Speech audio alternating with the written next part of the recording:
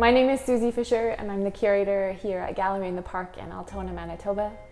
Gallery in the Park sits on Treaty 1 territory. This summer, again, we are in unprecedented times.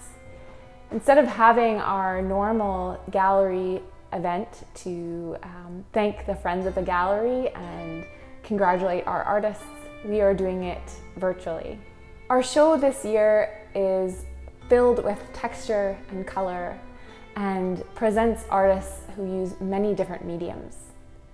It is our pleasure and honor to exhibit work on the main floor by Danielle Fontaine Koslowsky, upstairs by Philip Brake, Jane Gateson, and Anneli Epp.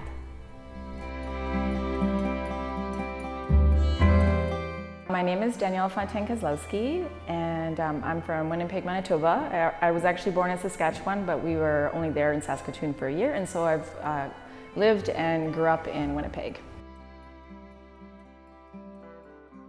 It's interesting how this creative process works. For me, it's always a journey, and I don't know what the destination is, and I kind of have to trust that as I take these steps and these stones that I'm kind of going to go where I need to go.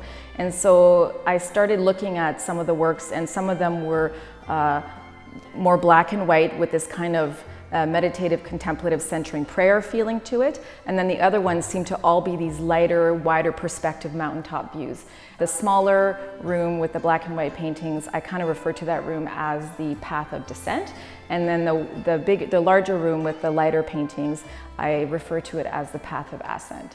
And I think it's communicating this idea that if we can surrender ourselves to the darkness, that out of that space of transformation and out of wrestling with the darkness and getting comfortable with the darkness and living in the unknown, that you kind of learn a new way of seeing, or at least that's what the mystics teach us. Out of that practice, they teach us that, or they tell us that you will gain a new perspective and a new way of seeing the world, a new way of understanding yourself, the world, and your place in the world. My name is Anneli Epp. I'm from Winnipeg, Manitoba, and I live in Osborne Village. I have always had a camera, well, since I was in grade 12. And it seemed like just a natural progression to buy a more modern camera as time went on. The landscape within. So I find now in the last couple of years, particularly since COVID, I would say, that I am attracted to the macro picture, the micro picture of the big scene. I'm always coming to, okay, there's a really great collection right there, or there's a great composition that I see, and that's what I take. I think it's also a reflection of the inner person to give out. You take in and you also give out. And I see nature do that all the time. My name is Philip. There's so much color and lots of vibrancy, a lot of life and joy. All of these somehow are from my life. So I always take my camera along. I take all kinds of photographs of things. So each one of these is not made up, or it's not someone else's, it's my experience. I saw these things and wanted to turn them into a painting. So, and it reminds me of as a kid being on a stream, and there's a pool, and then I would be fly fishing with my dad, and the pool would be so beautiful, and then when that was over, we go, well, what's next? So then you follow the stream and you go around a corner, and you're in a new situation, and it's a different pool, and it's different. So it somehow reminds me of new experiences, new things always. You don't know what's coming next. My name is Jane Gateson, and I would say I live half the year in Winnipeg and half the year at Victoria Beach on Lake Winnipeg.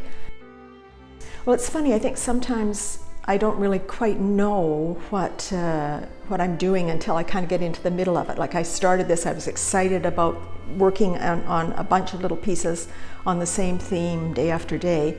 And then as I started to paint it, I realized that as a little child again at the lake, I spent so much time running through the woods and playing on the beach and finding things, finding little bones or finding feathers or finding the tail of a chipmunk or finding just these things that I found.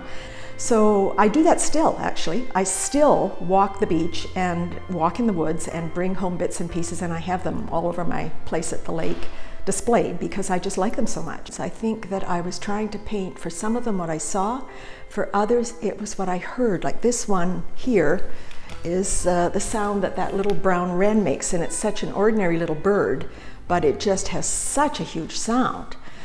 So that was an abstract, but then there's others that it was a breeze. There's some that are just feel that sense of a summer breeze blowing over you that's just sort of cool and gentle.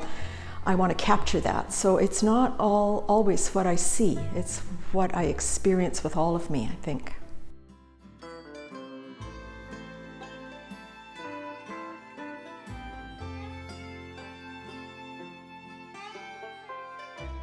Thank you to the Friends of the Gallery for your generous support and ongoing commitment to the arts in Altona.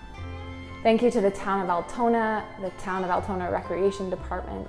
Thank you to our artists and their families, and to the staff here at the gallery for their hard work.